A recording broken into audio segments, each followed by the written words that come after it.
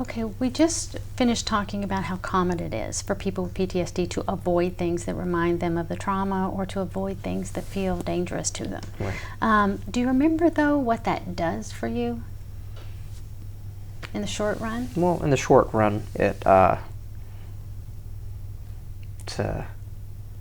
short-term decision, short-term solution, I guess you can say it. It definitely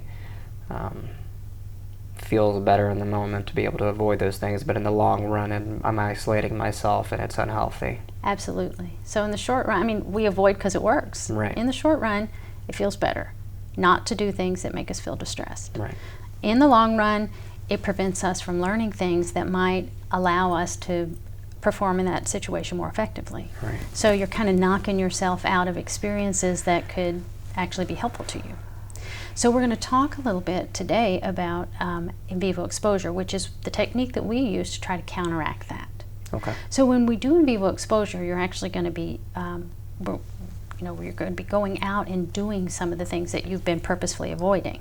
And when you do that, it's going to block avoidance, so you're not avoiding anymore. And the other thing that you don't really think about is it actually prevents you from feeling good in the short run, which is what we want to do, because when you feel good after you avoid, it makes it much more likely that you're going to avoid again. Right. Okay? So it just makes sense. Have you ever seen a kid crying in the grocery store? Mm-hmm. And the parent gives them whatever it is they want? Right. So what are they going to do quicker and more readily the next Right. time they're in the store? They're going to cry again, Exactly. right? Well, avoidance works the same way. If you avoid and you sort of give the avoidance what it wants and you don't do the thing, you feel better. You get what you want. But the next time you face that situation, you're going to avoid that much more quickly because it felt better the last time it got. And so we're going to block that positive reinforcement, which means in the short run, it's actually not going to feel all that great. It might feel a little distressing to face something that you aren't used to facing or that you've been avoiding. But in the long run, it's going to do a lot for you. It's going to actually show you that the situation isn't as dangerous as you thought it was. You're actually going to collect information that's going to help you determine that. It's going to help you in other ways too, because even if the situation turns out to be distressing, you're going to find that you can cope and you can actually manage the situation. And the more you cope and manage a situation, it's just like the practice we talked about, Right. about the breathing, you're going to find that that's going to build on itself too. And so it's going to teach you that even if something's distressing, you can cope with it. You have the skills you need to be able to do it. The other thing that happens that's kind of cool too is in some situations we actually see that the more you face something that's distressing, over time, the distress starts to go down.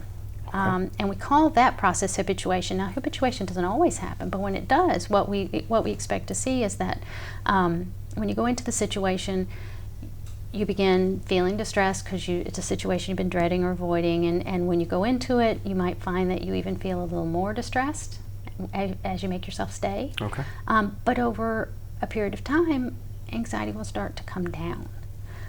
Doesn't always happen the first time, and that's why we do these exercises repeatedly, so that over many repetitions you begin to see that you become less and less anxious over time. We call that habituation. Okay. Okay? So that's another thing that can happen when we do in vivo exposure. The best thing that happens, though, when you do in vivo exposure is that you get stuff back that you've lost. So all of the things that you can no longer do because you've been avoiding them out of distress or out of PTSD symptoms, they're no longer part of your life. You don't have access to them anymore. When you begin doing the in vivo exposure, you're starting to take stuff back. So instead of your life getting smaller and smaller with your PTSD symptoms, your life can start to get bigger again, and you can start to have a more full life. Is that something that sounds like a good idea? Absolutely. Okay. All right. So we're going to work on that list today. Okay. I think you can do this. I think you're going to find this to be, once you start doing the in vivo exposures, it's going to be like a lot of other things you've done. I mean, you're a student. You know that you need to study. You know that you need to practice. You were also a Marine. And you know that when you learn new skills, you have to do those skills over and over again so they become second nature. In vivo exposure is going to be the same way. Okay. So we're going to start first. I've got a list here, and I'm going to just start collecting a list of all those different things that you avoid. Okay. And then once we get a good list, then we'll go back and kind of refine that list and figure out how we're going to tackle those Sure. situations. So when you start thinking about the kinds of things that you avoid, what comes to mind? Driving. Driving. Okay. Can you say a couple of more things about driving, like driving where and what?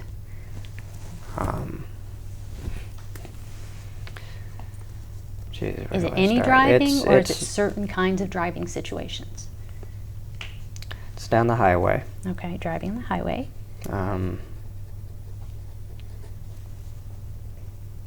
Any sort of underpass. Driving on an underpass. It's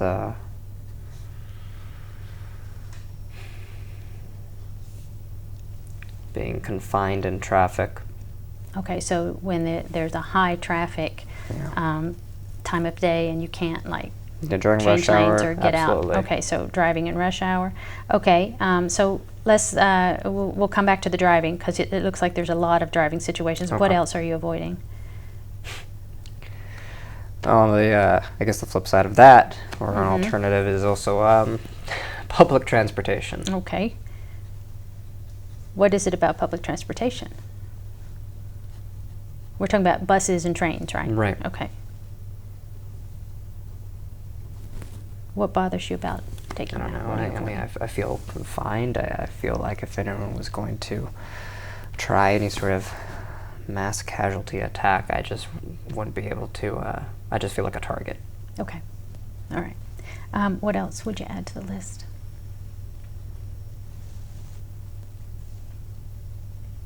Crowds. Okay. What kind of are you faced with lots of crowds? I mean, what kind of crowded things would you be? Well, I know when I first came back, it was whenever I was getting together with any of my buddies to watch any of the pay-per-view fights. Just Would you do that like at a bar where they do the big Right. screen kind of thing? Okay, so those it, would it be was crowded. right. It was places. just those just being at the bar. Okay, crowds and bars. What about like? Is it any kind of crowd, or is it like crowds of strangers? Like if it was at school where you may not know everyone, but you kind of know a lot of the people around you. Is that less anxiety provoking? Not necessarily. Those are times if I know the people. Mm-hmm. If I know the people and we're say in the classroom, Mm-hmm. it's I find myself scanning quite a bit. So, but I'm in class. It's kind of unavoidable. Okay. What else? What else would you add to the list? Going to the movie theater. Movie theater. Yeah. Okay. What is about the movie theater? Well, when it's difficult for me to keep track of everyone. It's dark. It's not always possible to feel like I can sit at the back of the theater. That's where I usually feel the most comfortable, Okay. and that's not always an option. Okay.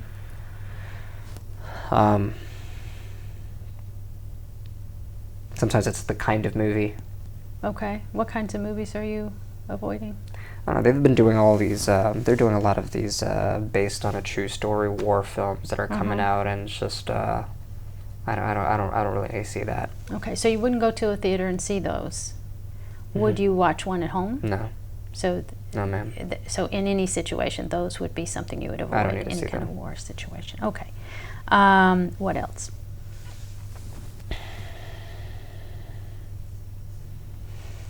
The grocery. The grocery. Yeah, you mentioned that the other day. Yeah. The grocery. You also mentioned stuff that happened, like certain kinds of discussions in class. Is that something you would avoid? Those kinds of discussions that happen with your classmates, the political It's a lot of the political debates. Okay.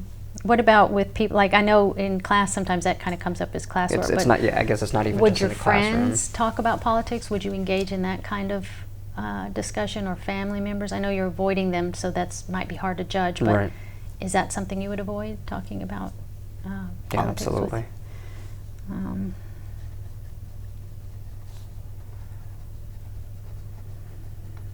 Okay.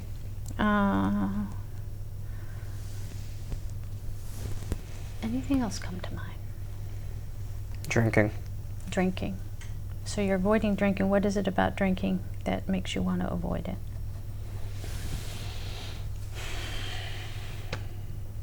Well, I ended up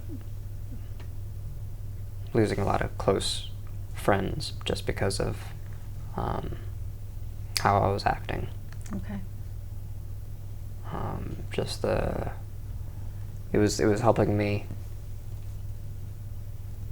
I guess, de-stress, decompress. So you sort of started drinking to kind of help yourself feel less on edge. Right.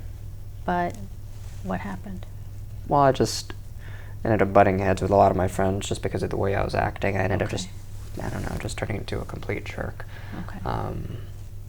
And I was just, I don't know, I was just out of control. I was just starting a lot of fights for no particular reason, and just pushing a lot of buttons for a lot of people who were close to me, and just really pushing that limit. And like I said, I ended up losing a lot of close friends because of it. Okay. So what made you stop? I mean, did someone say something, or did you just kind of notice that? Well, I noticed it, but it was really the prompting of a few of my buddies. So I don't know. I haven't had a drink in several months, but it's just one of those things where it's irritating to feel like I don't have a handle on that. Okay, yeah. No, I can Does that see make that. sense? I can totally see that. I mean, because I have this really strong urge to say that it's remarkable. I want to congratulate you. Most people who have a problem with drinking aren't able to just stop on their Right. own. So kudos to you for that. I mean, that's pretty remarkable. Right. It's just on the flip On side. the other hand, yeah. I can see where, because you're not able to go drink with your friends, you sort of miss out on some social activities. Right. And it also feels kind of like we were talking about, sort of like, why can't I do this anymore? Is there something wrong with me that I can't cope with it? And so there's those kind of underlying Right. distressing thoughts again, kind of coming in. So I'm not able to drink anymore. There's something wrong with me. I can see that. But in any case, you're avoiding it now because it was causing a lot of problems for you, not necessarily because it caused you to think about what happened when you were deployed. Right. And so I'm gonna leave it on the list just because I want to think about it some more. But I'm not sure we're going to be assigning you to go out and doing any drinking Right. for now. Anything else you think we should put on this list? So a lot of folks have told us that there are stimuli that they would see in the environment over there, that if they see them over here, that it kind of brings back the thought. So it could be visual images, could be sounds, smells, things like that. Mm-hmm. Anything like that? It doesn't have to be, but it's just these are some things that people have told us. Right. Are those nothing like that on the list? Well, some of them definitely came up when I was driving. Okay. I think that's where I felt the most on edge. What do you mean when you were driving? It's like I said, there's been an established pattern Okay. that I have of treating that piece of trash over there as an IED, and if I okay. don't treat it that way, then people that I'm responsible for will get hurt. Gotcha. And Okay, that's a pretty common I one don't too. know So how trash you- on the side of the road, and debris. It's debris. It's potholes. It's just a car tire. So let me ask you this: if you were driving down the road, or even walking down the sidewalk, and you saw some trash on the road, would you need to go out of the way to avoid it? Yeah, absolutely. What would you do? I mean, because most people would avoid some stinky trash on the road. I'm not saying that's an unusual thing to do, but do you sort of go to great lengths to not walk past that, or like what would you do? Would you cross over the street? I would avoid it. If I was Okay. walking, I would cross the street. I'd walk in the other direction. Okay. If I was driving, yeah, I'd swerve around it. And how do you feel when you do that? I feel on edge, but Okay. I don't find it to be entirely unreasonable. Okay. If that makes sense. I don't see any particular reason to to not be vigilant in those situations. Okay. If anything happened, then I'm entirely responsible. So you would be responsible if anything happened and the trash turned out to be an explosive device? It's trash if it was in the classroom and there was someone who's an active shooter. Okay. Well, I definitely want to file that one away too, because that's something I want to look at as we go through the discussion about the events that have happened to you and the ways that they occurred. I want to look at how that thought comes into play, that you're responsible for what might be happening in that situation, that there's something you should be doing. And, you know, I'm not saying that you're not, but I'm saying that a lot of folks with PTSD that I've talked to feel that they're responsible for an awful lot of things that they could have had no control over. And so as we go through and look at these different things, I want to keep that in the back of our minds, because I want to examine that for you and see how that might fit in with what we're looking at for you. Okay. I think we got a pretty good list. So now what we need to do is, and we can always add things to this list too. So if you go home tonight and say, oh, you know, I should have added that, you're going to have a copy of this. So you can just add it to the list, and when you come in next week, I'll add it to my list, and we'll address that one also. Okay. Sure. But what I want to do now is kind of get a common way of talking about your level of distress, so that when you say, I'm going into the situation and I feel really, really anxious, or I feel a little bit anxious, I don't know what that means. So we're going to put some numbers to it, and we're going to anchor it for you. We're going to make a scale that's just for you, so that when you say how anxious you are, I kind of have an idea about what that means. Okay. We call that subjective units of distress. Subjective because it's just yours. It wouldn't work for anyone else. Right. So here, let me show you what I've done here. I've got your items here, and I've got a scale here that goes from 0 to 100. And I'm going to ask you to give me some examples of some events in your life when your anxiety was the lowest it's ever been. And I'm not talking about when you're having a great time or when you're, you know, having a lot of fun, but more just when you're feeling really calm. Can you think of a specific time in your life when you felt really, really calm? Geez, I guess just lying in bed at the end of the day. Okay. When you're lying in bed at the end of the day now, do you feel No. really? Okay. So how old would you have been, and what bed would you have been in when you were when you had a care in the world? I was, I don't know, I guess I was maybe 6 or 7 years old. It was okay. lying in bed. It was a golden hour. My dad was sitting right beside me, and I just remember him telling me never to forget this moment. Perfect. Okay, so that's your 0. Mm-hmm. Okay. Now, we need to get 100. So 100 is the time in your life when you were the most distressed you can ever recall. That was the IUD incident. Okay, so that's the one we talked about in our last session, the IUD incident. I'm just going to write that there because you'll know what I mean. There's not enough space to write the whole incident, so you know what I mean when I put that there. Okay, now what about something right in the middle of 50? So this is something challenging, but manageable. Challenging but manageable. Gosh, I don't know. It could, I guess maybe sitting in class during a debate. Okay, that's one of your items in your hierarchy, right?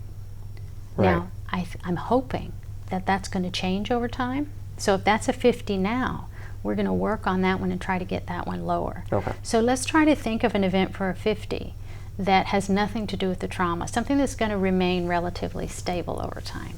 You want me to give you some examples? Sure. So an example someone gave me once is finding out they bounced a check. Another one that I heard of was somebody who got into a fender bender that was pretty scary, but nobody was hurt. Okay. So something along those lines, not related to the trauma, but just something that's kind of, getting a ticket would be another one that somebody mentioned. Okay. Yeah, last week this girl backed right into the back of my car. Mm-hmm. Yeah, the moment it happened, I was pretty panicked because it looked like she had put a pretty decent dent in there, and thankfully when she when she backed out, I guess it had just popped right back into place. So. Okay, so it actually didn't do any damage. No. Okay, and so that was challenging. Yeah. But manageable. It was. Do you think that would have been the same before you deployed? Was your reaction and the sort of the level of anxiety that lasted? I think so. About the same? Okay, so that'll be our 50. Okay. Now, we might at some point go back if we have any difficulty with this scale. We might go back and get a 25 and a 75, but Sure. I think we're good with just these anchors, okay? So now what we're going to do is we're going to take these anchor points and we're going to go back. I'm going to read you your items and ask you what you imagine your suds would be like right now if you did that activity. Okay? Okay. All right, so if you were driving on the highway, and let's be specific about it because the highway can be all different ways, all different times, okay? So let's say we have rush hour on here. So let's say you're driving on the highway in the late morning when it's not rush hour, but it's the highway. So it's light outside, conditions are average. What would that be for you? I'm just driving down the highway. There's nothing on the road. It's not rush it's hour. Just, I mean, but there are some other cars on the road. There's stuff on the road, but it's just not rush hour. Okay, let's say 35. 35, okay. Now, driving under an underpass.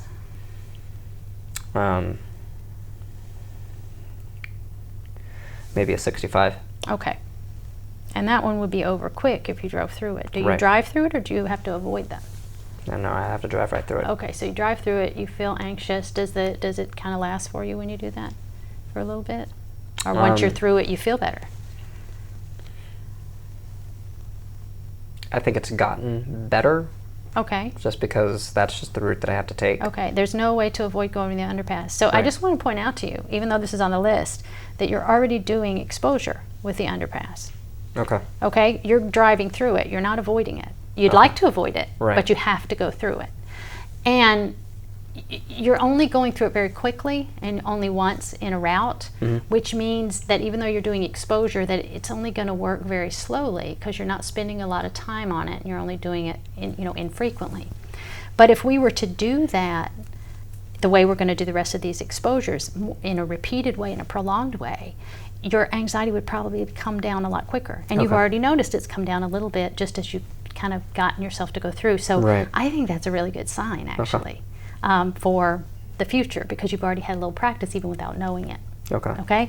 All right, now, so how about driving during rush hour?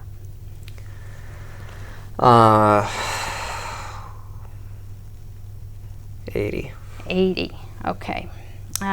Taking public transportation, let's be specific about that one too. So let's say, what bothers you the most about that? Is it the buses or the trains? Are there times a day which are worse? More when there's more people towards the end of the day. Okay, so like rush hour again, maybe. Right. And is it trains or buses or both, or is one more than the other? No, it's been about the same for both of them. Okay, so rush hour, public transportation, and it's the crowds, and what would your number be? Maybe 70, 75. Okay. Just as an aside, when you're doing that and you're feeling, you were doing that for a bit, taking public transportation and feeling anxious, did you endure or did you get off when you got anxious and then kind of wait till the crowds dissipated and then get on another train, or what did you do? There have been times when I did have to get out. Okay, so you have kind of worked around that in some ways, Right. and then eventually I know you just stopped taking it and you walk everywhere now. Right. Okay. All right, how about crowds and bars? And so since we're probably not going to assign you to be drinking, it might not make sense to assign you to go to bars necessarily, but there are crowded restaurants, and there are times, like you said with the sporting events, where they do it in a restaurant bar where it wouldn't be unusual if you weren't drinking. You could go to something like that. But we might be able to think of some other crowded venues that have the similar types of crowds. So for now, I want you to rate that kind of crowd, but not necessarily looking at the bar aspect of it. Okay. So crowds in a crowded restaurant, let's say. 70. Okay. What about a movie theater, going to a movie? 75. Okay, where would you be sitting? I'd want to sit in the back. Would you go if you couldn't sit in the back? Guess it depends on the movie. Okay. So when we come to that one, we may scale that one a little bit. Yeah. So we may kind of figure out if it's if you're going to sit in the front or the back, or how we're going to do it. We'll look at what your suds are when we get to that one. War movies. So watching a war movie. Let's talk about something you might just watch at home on television. So what is one that comes to mind? A war movie? Mm-hmm. Band of Brothers. Band of Brothers. I'm going to put that in parentheses, realizing there might be others, but we'll put that one down as an example. What would be your suds if you had to watch that movie? Maybe 80. 80, okay. Would it go up and down? Yeah, it would. Okay, so as the things happened in the movie, it would get worse and better. Okay. What about going to the grocery store? And that one we ought to be specific about too. So what's the worst time in the grocery for you? It's usually towards the afternoon, towards the end of the day. Okay. So usually when it's particularly crowded right after people are coming home from work. So okay. I don't know, I guess maybe 65. Okay. Political discussions. For now, let's think about the ones in class, although we may have to come up with some creative ways of finding ways for you to do that, because it won't happen in class all the time. All right. I don't know, maybe 60, 65. Okay. Okay. Drinking, I think we're not going to rate that one now, because that one seems like a good choice on your part given the difficulties you were having. Okay. But I'm going to leave it on here just in case something else comes up about it. What about trash or debris or potholes in the road? It happens pretty quick. Okay. So you see it, you avoid it, but Yeah. what's your suds if you had to actually walk right next to it Or stand next to it?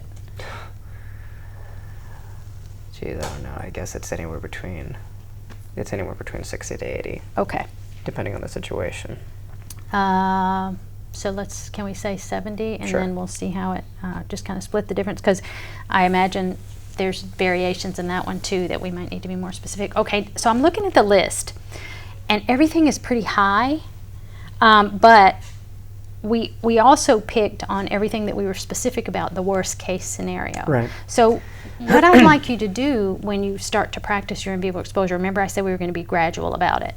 Part of the reason for being gradual is I want you to learn how to do in vivo exposure before you have to actually do the really, really hard stuff. Okay. And also I want you to sort of get your feet wet and get some courage about how this actually can work, because I think once you do some of the lower level things and you see that it's really helpful, you'll be able to feel more confident about approaching some of the worst things. Okay. So what I want to do is go back and look at some of these and see if there are ways that we might vary the situation a little bit to make it slightly less anxiety provoking. And the one that I'm thinking of that, I mean, obviously we have like driving in rush hour and driving on the highway. Driving in rush hour is an 80, and on the highway when it's not rush hour is a 35. So that's actually a good place to start, but we don't have anything in between. So I'm going to try and look down the list. What about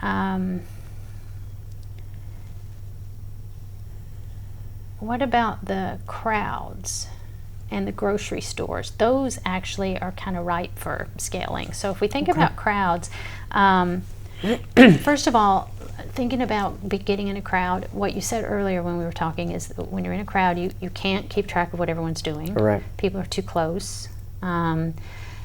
But there are different kind of crowds. There's small crowds, there's big crowds, there's crowds out in open air, there's crowds that are in confined spaces. Are there ways that you've been around crowds that are less anxiety provoking than like in the bar where it's really confined and close? Well, a smaller group is preferable. Okay. Where would you have an opportunity to be in a smaller group, do you think? Just small get-togethers. It doesn't even have to be at the bar, just small get-togethers. Do you have the opportunity to do that? Like to hang out with people at their apartment or something like that? Or I'm sure I could. I've just haven't really had the interest, especially with anyone that I go to class with. Yeah. I mean, there are people back home. Okay. Possibly. Okay. Would you have access to doing any of that? I think so. Okay. So if we said small get-together with friends. Are we talking like 3, 4, 5 friends? Mm-hmm. Okay. And would you be able to do that if I said, could you do that next week? Would you be able to do Yeah, it? I think that's fair. What would your suds be to do that? I'm sure it would be relatively low. Okay. What would it be? I don't know, maybe 20 to 30. Okay, so that's pretty low, actually. That brings it way down. Yeah. What about the grocery store? What if you have the end of the day crowd as a 65? What if you went during the middle of the day when it wasn't very crowded? What would that be like?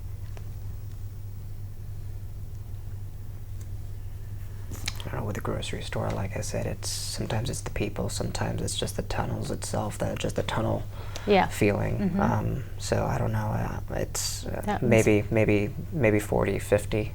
Okay. So if you went to the grocery during the day, there's a lot of variables at the grocery store, aren't there? Right. So 40 or 50. So where would you land? Let's just go ahead and say 40. 40? Okay. Is that something you'd be willing to try this week? Go in the middle of the day? Sure. Okay, because I want to be really specific about how we do it, because you already pointed out, and I noticed, how many different variables there are at the grocery store. Right. And so there's the potential for crowds, but in the middle of the day, we're kind of getting rid of that one as a big factor. So it's not going to be really crowded. But there are going to be the aisles that are, not that wide. They're going to be, what were the other things that bothered you about that? The people. The people. Okay, so you're going to have fewer people. Right. You're going to have some, but you're going to have fewer. So what is so you're predicting that your suds would be about a 40.